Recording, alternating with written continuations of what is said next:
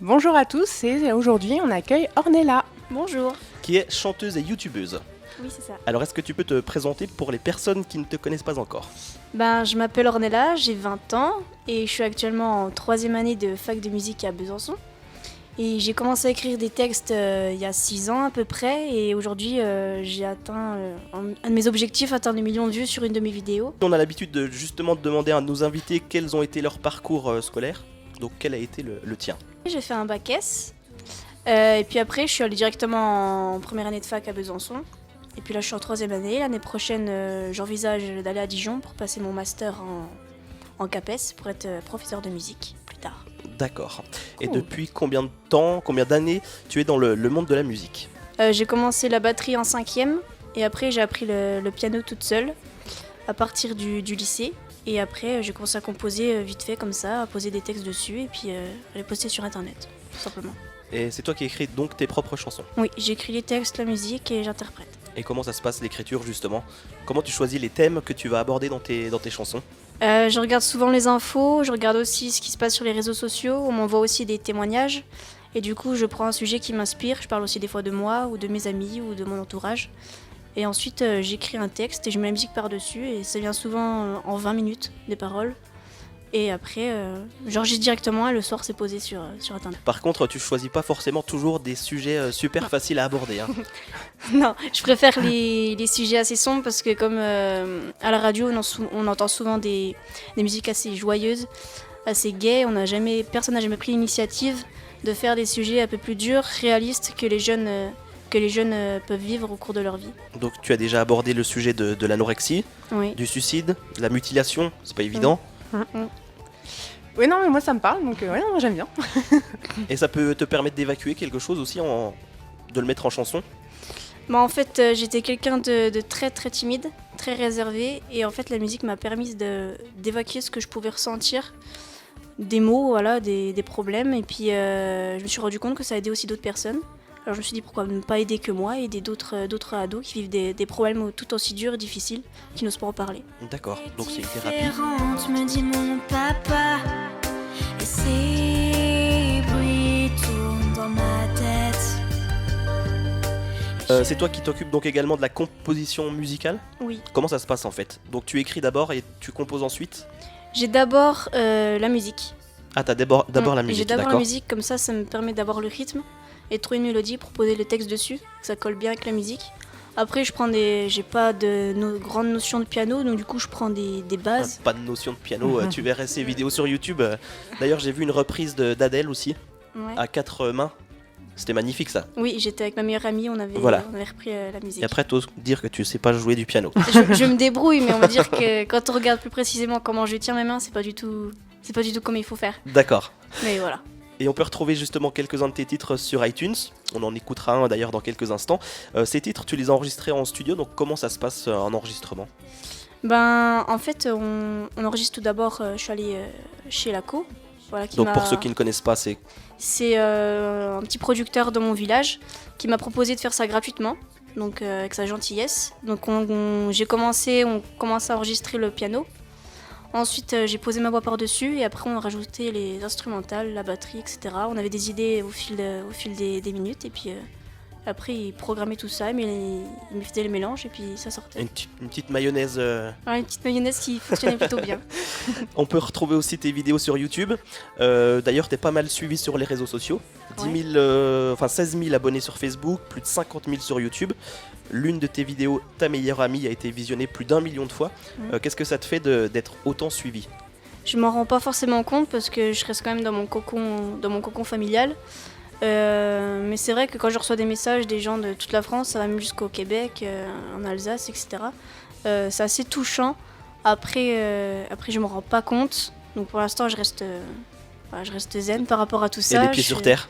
Les pieds sur terre, je fais attention et puis que le rêve continue. D'accord. Et il y a une autre vidéo, c'est ton papa qui me le disait tout à l'heure, qui a atteint le 1 million de vues. Une chanson que tu avais écrite à l'époque des attentats au Bataclan. Oui, je l'avais écrite la semaine d'après. Après, je l'ai posé seulement sur Facebook. Je l'ai pas posé sur YouTube. Je voulais pas que les gens croient que je fasse ça juste pour...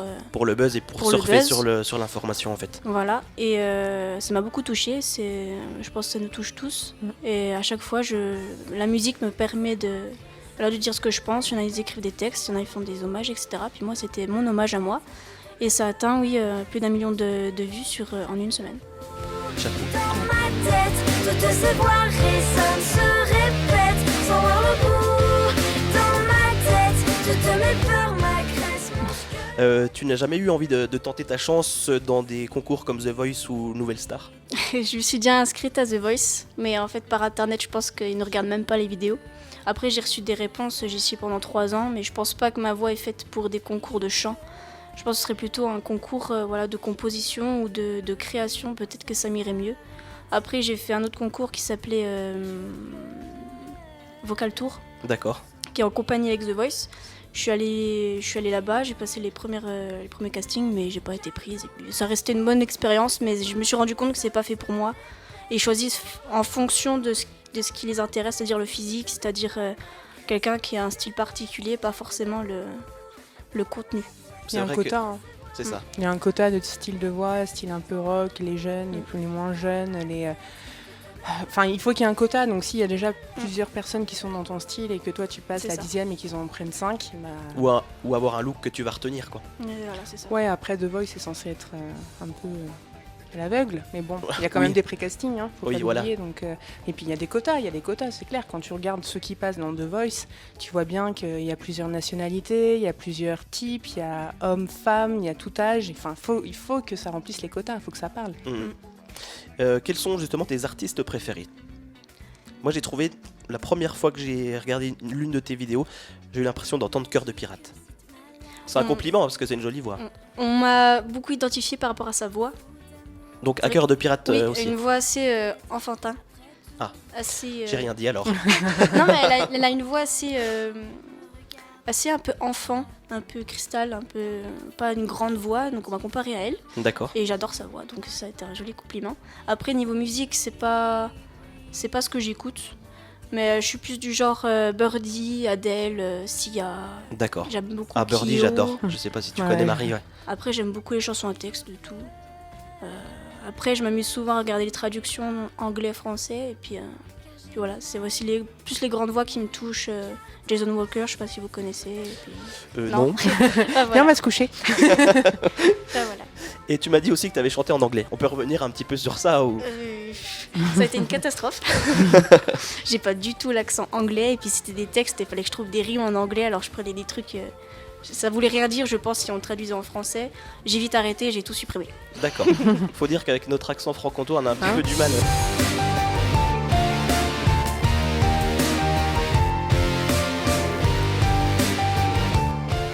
Et quels sont tes projets pour les mois et voire peut-être années à venir?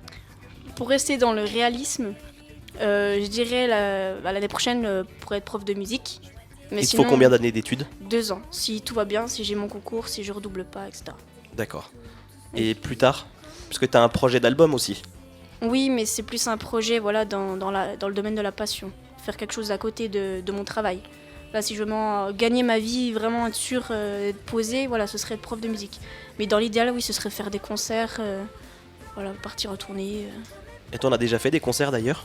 J'en ai fait un à la fête de la musique, j'en ai fait 2 avec Gilles Petitjean qui m'a prise pour faire sa première partie. D'accord. Et j'aimerais en refaire d'autres, mais Si quelqu'un nous Pas trop. entend, on ne sait jamais. Passe l'appel. Et pour les personnes qui voudraient justement te suivre, où peut-on te retrouver? Donc t'as le site internet?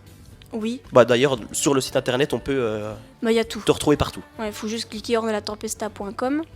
Et il y a Facebook, il y a YouTube, il y a iTunes, iTunes, Virgin Store. ouais, il y a Amazon, il y a Tout. Deezer aussi. Deezer aussi? Je suis sur Deezer.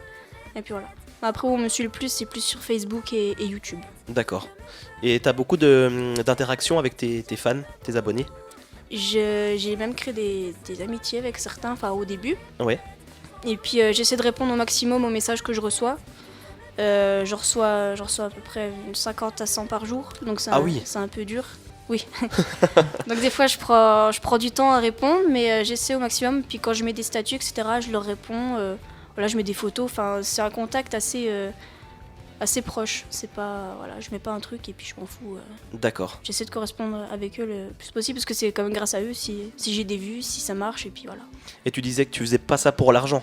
Non. Parce que tu as beaucoup de vues sur YouTube, mais c'est pas pour autant que tu vas gagner de l'argent. Et d'ailleurs, c'est pas ton principal objectif. Après, on dit qu'on gagne notre vie sur YouTube, mais voilà, par rapport à ce qu'on peut avoir, c'est rien ce qu'on gagne. D'accord. Voilà. Après, les réseaux sociaux, ça permet de développer un large public, et c'est ce que je vise plus principalement. Après, c'est une passion, faut rester dans le réel et puis pas s'imaginer. Tu te prends pas la tête, quoi. Non, faut pas. C'est bien ça. Ma tête différente, me dit mon papa.